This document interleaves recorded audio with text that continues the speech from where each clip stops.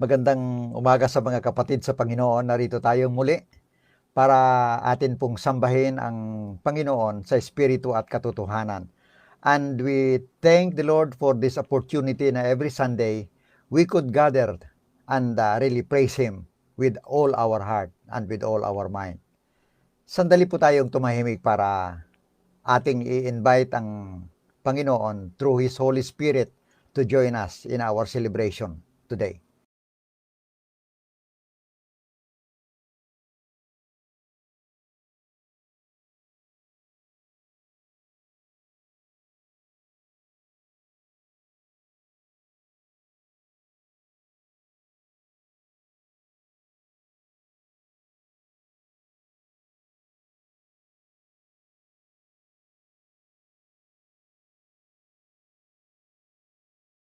Manalangin po tayo. Mapagpala naming Panginoon, marami pong salamat na sa muli inyong ipinagkaloob sa amin ang opportunity para kayo ay aming sambahin sa Espiritu at katotohanan. We thank you that you never leave us behind in our celebration, especially na kayo ang aming Panginoon living amongst us. We thank you again for today. Kindly gather all of us, one in celebrating your Lordship in our life. Thank you in the name of Jesus, our Lord and our Savior. For His sake we pray. Amen.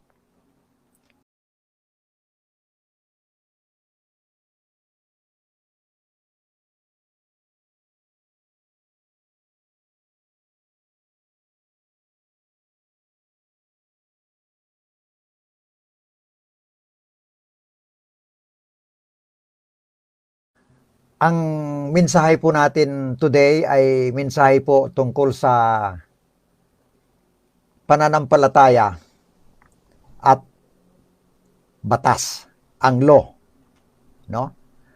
Faith or observance of the law. Ito po ay batay sa sulat ni Paul sa mga taga-Galatian in Galatians chapter 1 verses 1 up to 13. I prayed for this para dalhin muli sa atin dahil ito po ay very crucial sa karamihang mananampalataya. Dito po tayo nagkakaroon ng kind of doubt and hangover or unconscious na allegiance sa isang bagay na hindi dapat. Ano po? Tayo po ay nabubuhay sa pananampalataya sa ating Panginoon because of our faith in God. Ngunit, mayroong hairline lamang na difference, no? Parang gabuhok lamang na diferensya, no? Ang paniniwala, we still carry on the belief, kahit na nga tayo ay naniniwala na we live by faith in God, ngunit nadadala pa rin tayo ng idea na we have to follow the law so that we could be assured of eternal life. Ito po yung dahilan na minsan, sa buhay ng isang mananampalataya, kapag ka nagkakasala, feeling niya ay parang nawala yung kanyang kaligtasan. Feeling niya ay muli siya ay doon nababad sa kasalanan at magdadala sa kanya sa kawalan ng buhay na walang hanggan. So, ang nagiging philosophy, nagiging pamamaraan ng kaisipan niya ay yung dominated siya ng idea na do good always. Basta't gumawa ka lang ng mabuti at hindi mawawala yung iyong eternal life, no? At ito ang nagbibigay ng assurance, guideline para ikaw ay mananatili na magkakaroon ng eternal life. Sa Galatia po, yung mga mananampalataya ay sila ay napapascinate, no? Nang madali silang makinig ng false teachers na mga nag-a-argue about these things, no? Parang minumulto sila ng mga panibagong paniniwala, no? Lalo pa ng panahon ni Paul ay marami ang mga magicians at saka magics, no? This is the record in Acts chapter 8 verses 9 up to 11. Marami po ang magicians at saka magics, mga pamamaraan para ma-convince nila ang mga tao. and gumagamit sila ng mga illusions at saka mga Satan's power para ma-perform ang mga miracles sa mata ng mga tao. At ito'y dahil sa magic, mga mysterious rites ang ginagamit nila, no? At hindi ko siguro pwedeng sabihin na ito ay totoo rin sa ating sa ating pangkasalukuyan na panahon. Marami pa ring mga, although not necessarily magic, pero maraming pamamaraan pa rin ang ginagamit ng mga false teachers para madaya ang isang pananampalataya sa totoong Panginoong Hesukristo. And they come in different forms. Dito po sa ating batayan ng mensahe today, Galatians chapter 1, verses 1 up to 13, ang mga mananampalataya po sa Galatia ay nakatanggap ng banal na Espiritu Santo doon sa Jerusalem at the day of Pentecost, no? At alam nila ito na sila ay nakatanggap, pinanirahan ng banal na Espiritu Santo at sumusunod sila sa Espiritu Santo. At yung mga Jewish laws sinusunod nila, no?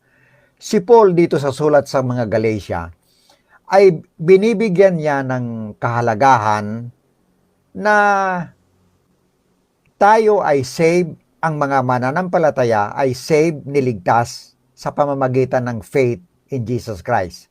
So, dahil saved tayo by faith in Jesus Christ, we also must grow in faith in Christ, in Jesus Christ. Tayo ay dapat na maglago sa pamamagitan ng pananampalataya sa ating Panginoong Hesukristo.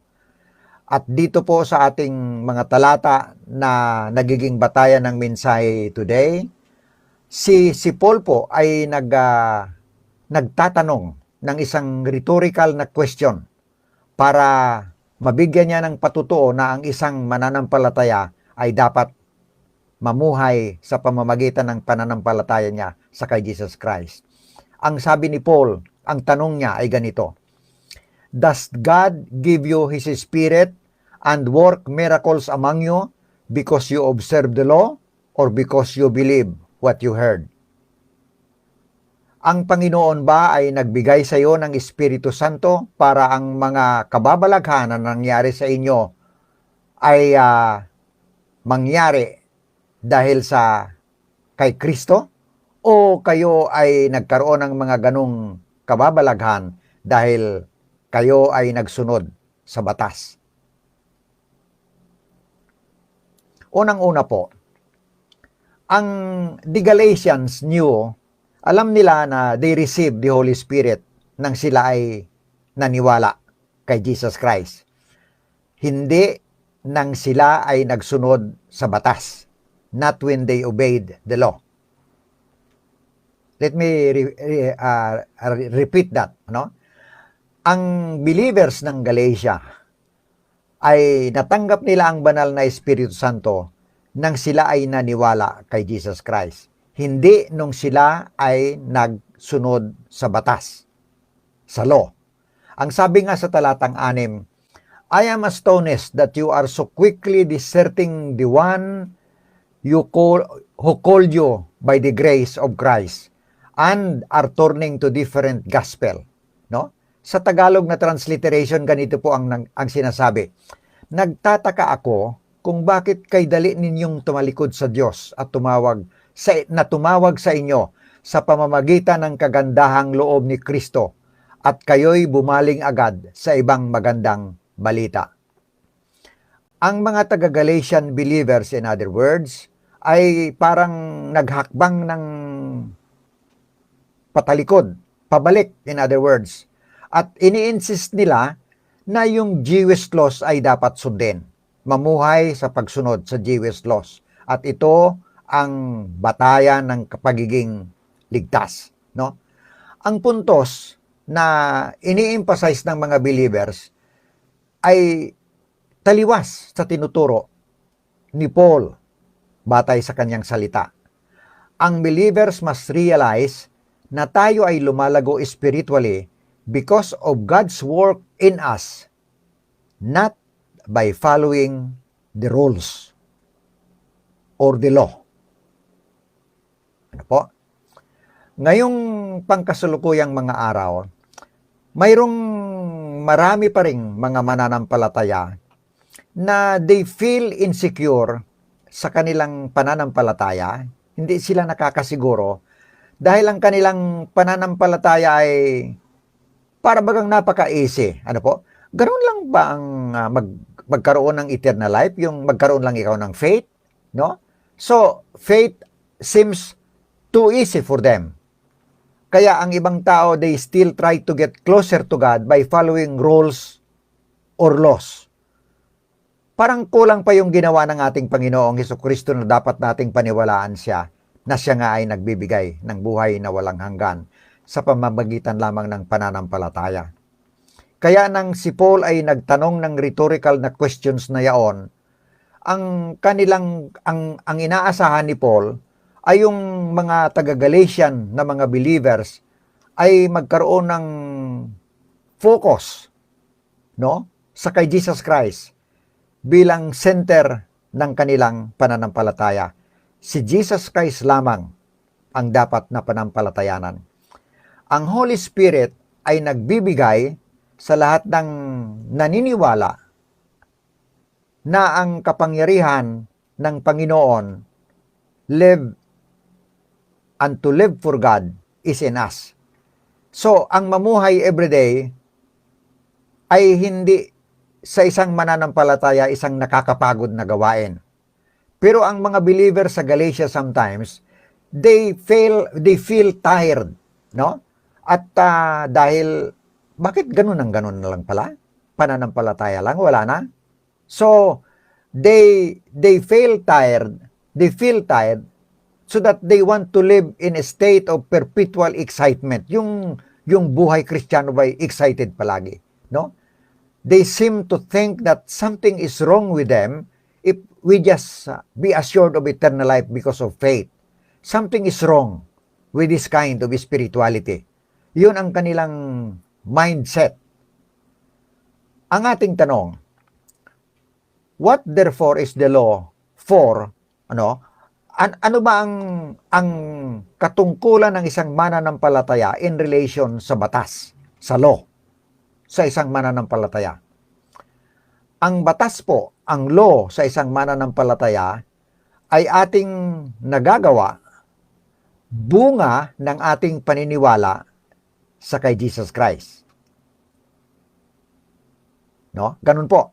Hindi yung tayo ay gumagawa ng mabuti para sumampalataya. Hindi ho. Ang ating paggawa ngayon ng mabuti, anything that is good, is because bunga ito ng ating pananampalataya sa ating Panginoon. In other words, nagagawa na natin ngayon ang mabuti dahil si Kristo ay nasa atin, naninirahan sa atin. Kung atin pong balikan sandali yung mga healing ministry ni Jesus Christ, mapapansin po ninyo na ang karamihang healing ni ministry ni Jesus Christ ay batay sa pananampalataya ng isang tao. No? The healing of the paralytic recorded in Matthew chapter 8 verses 2 to 4, batay po ito sa pananampalataya ng taong paralitiko. Yung healing ng leper based on Matthew chapter 9 verses 2 up to 8, batay sa pananampalataya rin. Naalala ninyo yung healing sa pool of Bethesda? Ano po?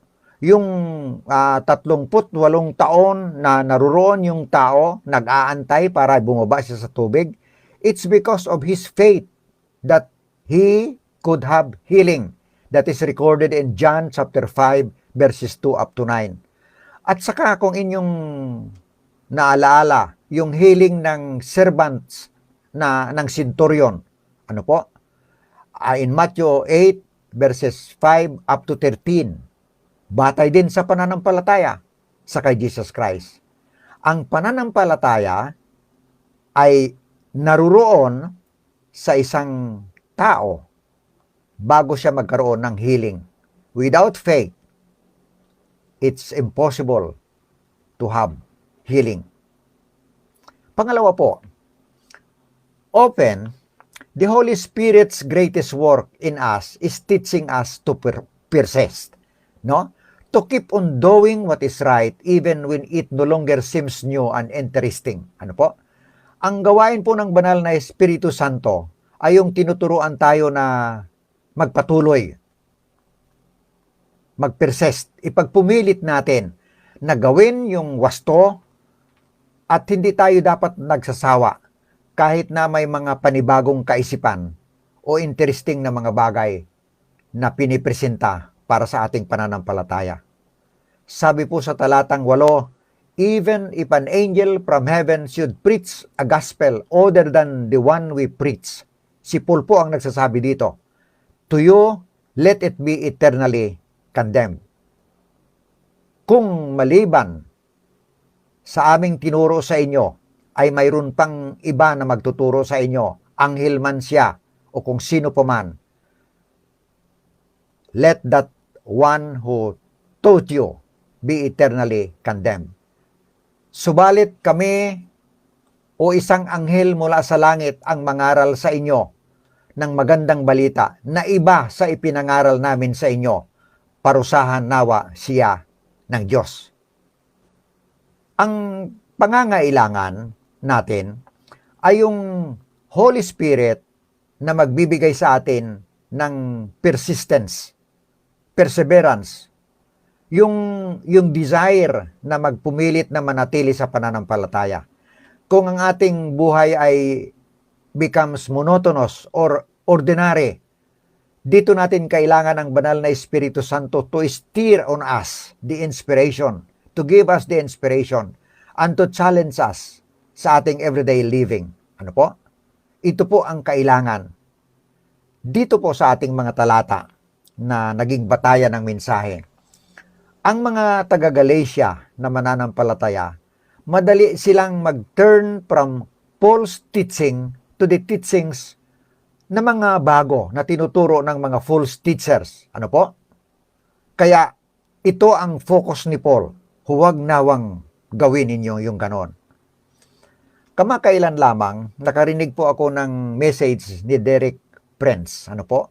Ang sabi ni Derek Prince, isang American siya na preacher. Ang sabi niya, you just do not read the Bible, but you let the Bible read you. Tayo po na mga mananampalataya na araw-araw ay nagbabasa ng Biblia. At minsan, dahil naging patakaran na natin, inspirasyon ang magbasa ng Biblia, dumarating ang mga pagkakataon na parang wala man lamang tayong inspiration na magbasa. Kahit maunawaan ay hindi na natin hinahangad yon. Ano po? Tandaan po ninyo, ang sabi ni ang admonition ni Derek Prince, ang sabi niya, hindi lamang na inyong basahin ang Biblia, kundi hayaan ninyong basahin kayo ng Biblia. May kahulugan po yon, hindi ba? Hindi lamang na babasahin at basahin ninyo ang Biblia araw-araw, kundi hayaan ninyo na basahin kayo ng Biblia. In other words, hayaan ninyo na ang Biblia ay magsalita sa inyo. Doon sa mga napapagod or getting bored of reading the scriptures, ito nawa ay maging inspirasyon sa ating lahat to go on. Ganon din sa buhay ng isang Kristiyano. If in any aspect of our Christian life we get tired or we get bored, let us get and pray for the inspiration of the Holy Spirit. Ang main argument ng mga Jewish people, no? Dito sa verses 6 to 9 ay yung nais nila na yung mga hintil na nakakakilala sa Panginoong Hesukristo ay dapat na i-circumcise. They must become Jews in order to become Christians. Si Paul ay nag-expose ng ganitong kamalian sa paniniwala na magkaroon ng buhay na walang hanggan. Kasi tayong lahat ay anak ni Abraham. At kapag tayo ay naniwala, if we have faith, no? Then, hindi na ang law ang nagiging batayan para tayo ay magtamo ng kaligtasan. Kasi si Abraham himself was saved by faith. In Genesis chapter 15, verse 6, ang sabi roon, Abraham believed the Lord, and he credited it to him as righteousness because of his faith in God. Lahat po ng believers, sa lahat ng pagkakataon at sa lahat ng panahon, sa lahat ng nasyon, ay nagsishare sa kay Abraham na blessing. Ito po ang comforting na promise na ibinigay sa atin. The great heritage, ito po ang pamana sa atin na nagiging solid na foundation sa ating pamumuhay bilang mananampalataya. Pangatlo po, doon po sa verse 10 ng Galatians chapter 1, mayroon pong quotation na sinulat po rito si Paul na nanggaling actually sa Deuteronomy chapter 27 verse 26. Ano po? Dito po ay binibigyan ng proof ni Paul na kontrary sa paniniwala ng mga Jewish people, ang tawag ay Judaizers, ano po, na kiniklaim nila ang law is important to have eternal life. Ang sabi ni Paul dito, the law cannot justify and save. It can only condemn. Ang batas ay hindi pwedeng magpawalang sala sa atin at magligtas. Pinapahayag lamang natin sa atin ng batas na tayo ay nagkasala. Kaya, if you break one commandment, it brings a person under condemnation. Sa Romans chapter 3 verse 20 down to 24, no one will be declared righteous in his sight by observing the law. Rather, through the law, we become conscious of sin. Maliwanag po yun. Kahit isang batas lang, pag nagkasala, we actually are liable. Walang taong mapapawalang sala sa paningin ng Diyos sa pamamagitan ng pagsunod ng kautusan, sapagkat ang ginagawa ng kautusan ay ang ipaalam sa tao na siya ay nagkasala. Ang kautusan ay pinapaalam sa atin na tayo ay nagkasala. Pero si Jesus Christ took the curse of the law upon himself. Yung kabayaran ng kasalanan, yung kabayaran ng hindi pagsunod natin sa batas, ay binayaran ni Jesus Christ when he hung on the cross. Ginawa niya ito so that we will no longer bear our own punishment.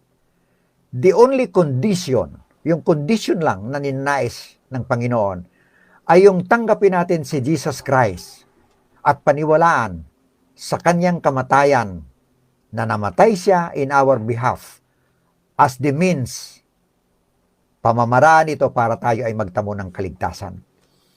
Ang sabi ni Paul sa kanyang sulat sa taga-Kolosya sa chapter 1 verse 20 to 23, ang sabi roon, once you were alienated from God and were enemies in your minds of your evil behavior, but now He has reconciled you by Christ's physical body through death to present you holy in His sight without blemish and free from accusation.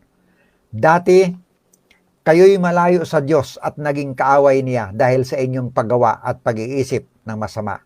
Ngunit naging tao ang anak ng Diyos at sa pamamagitan ng kanyang pagkamatay ay ipinagkasundo kayo sa Diyos.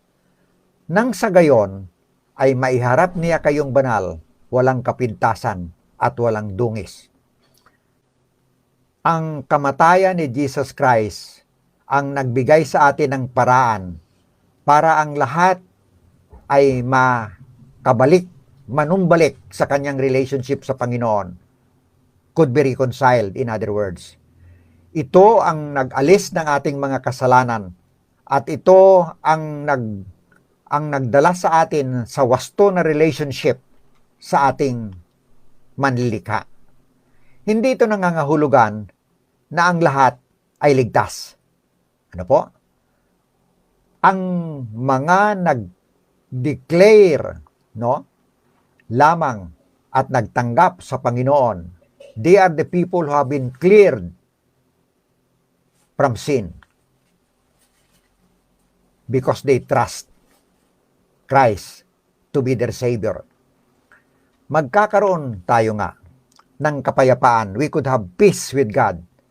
At muling magkakaroon tayo ng reconciliation to Him if we accept Jesus Christ as Lord and Savior. Wala hong mabuti. Wala hong mabuting gagawin para maligtas ikaw.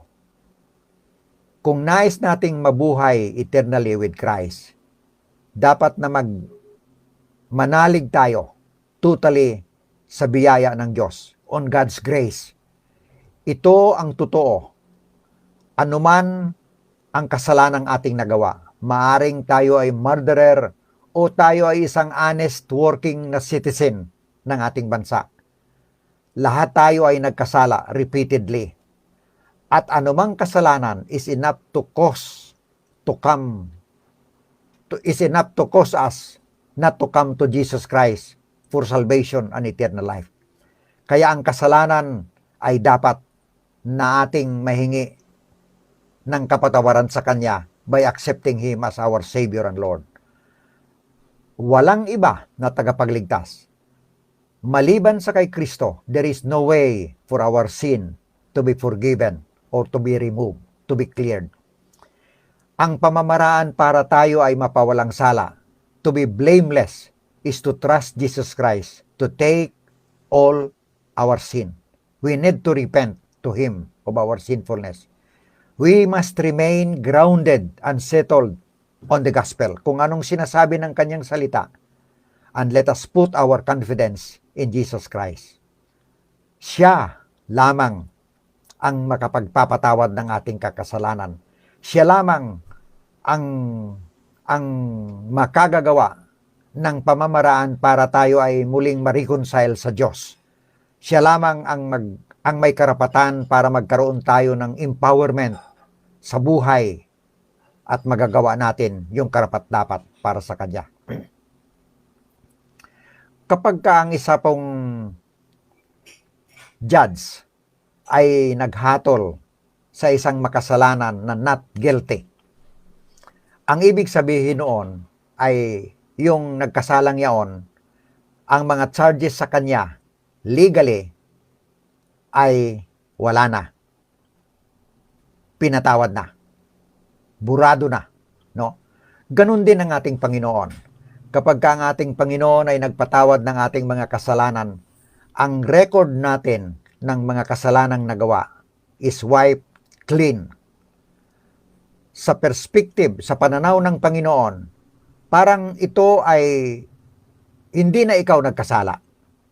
Parang hindi ka nagkasala kailanman. No? Ang solusyon ng Panginoon na ito ay available para sa lahat sa atin, regardless of our background and regardless of our past behavior, regardless of how many sins we have committed. Tandaan po natin, unang-una po, ang mga taga-Galatians na believer, naniniwala sila na they receive the Holy Spirit. Ito po ang kanilang paniniwala. At hindi dapat silang sumunod at manalig sa batas para magtamo ng kaligtasan. Pangalawa po, ang Holy Spirit ay gumagawa sa atin na magpatuloy sa paniniwalang ito.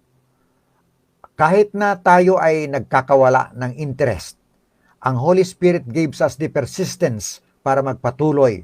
Ang sabi nga ni Paul, kahit sino pang magturo sa inyo maliban sa tinuro namin sa inyo, kahit na nga kami ay bumalik sa inyo na iba ang pagtuturo, tandaan ninyo, they will be condemned.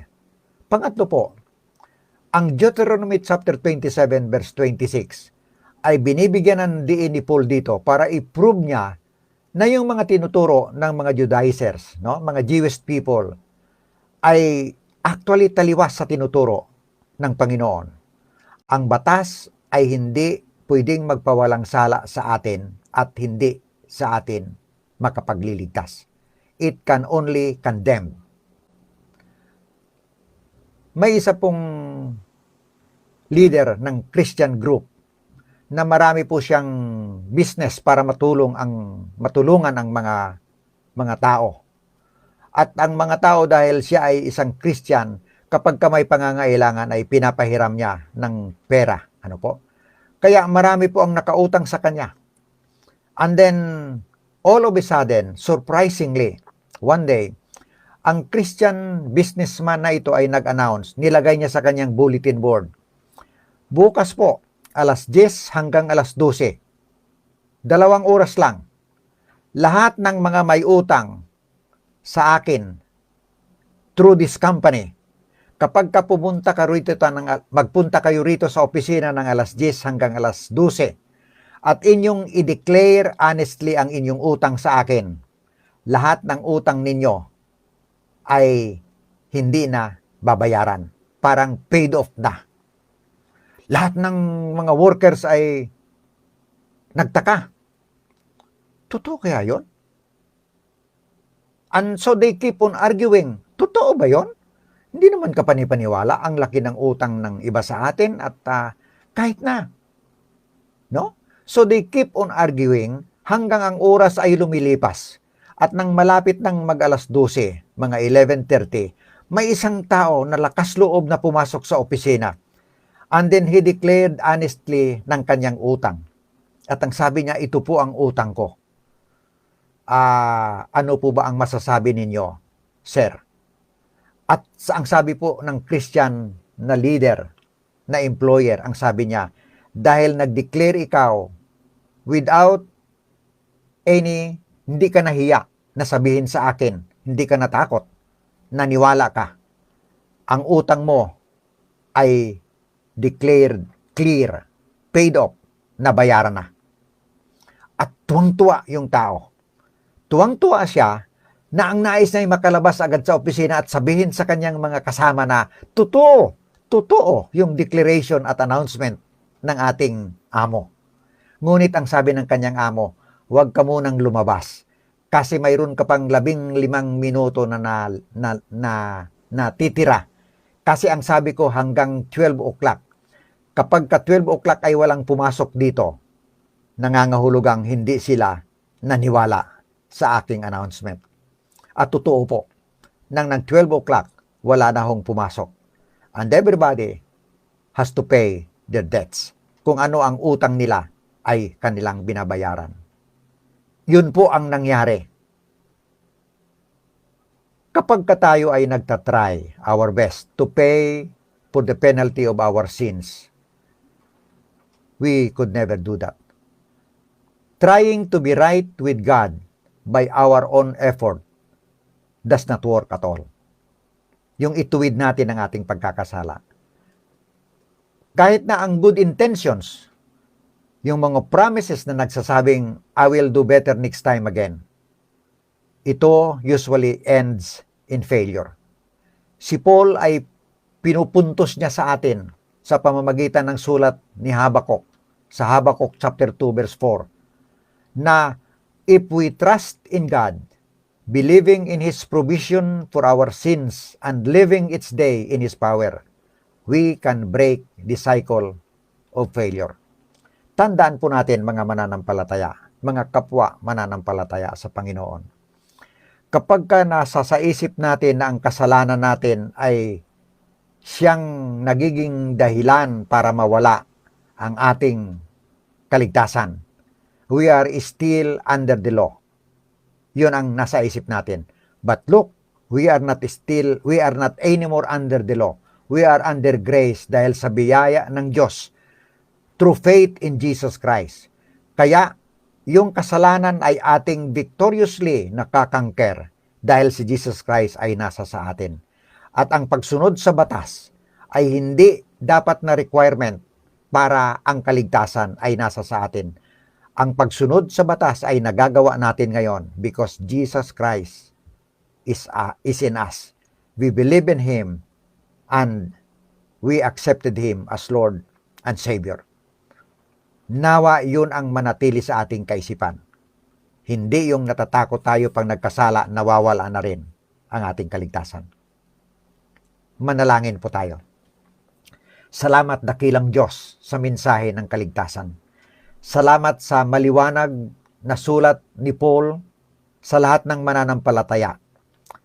na hindi ang pagsunod sa batas ang nagbibigay sa amin ng kasiguruhan ng kaligtasan, kundi ang paniniwala sa inyo bilang aming Panginoon at tagapagligtas. Yung tanggapin kayo, maniwala.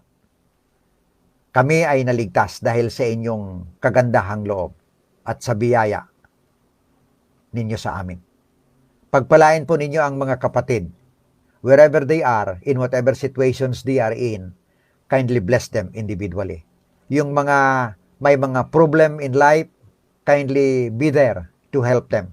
Yung mga nahihirapan dahil perhaps may karamdaman, aming hinihiling na inyong tulungan sila. I pray for our members. For a long time, we have not seen each other personally. Some of them we have, but most of them we have not. And we feel, oh God, we need each other. So dalangin namin naman na because we cannot do this at present, hinihiling namin na inyong patuloy kaming bigyan ng pagkakaisa through our prayers for each other. And even in our communication with each other and in our communion with you. Salamat dakilang Diyos sa mensahe na inyong ipinagkaloob sa amin today. In the name of Jesus, for His sake we pray. Amen. Amen.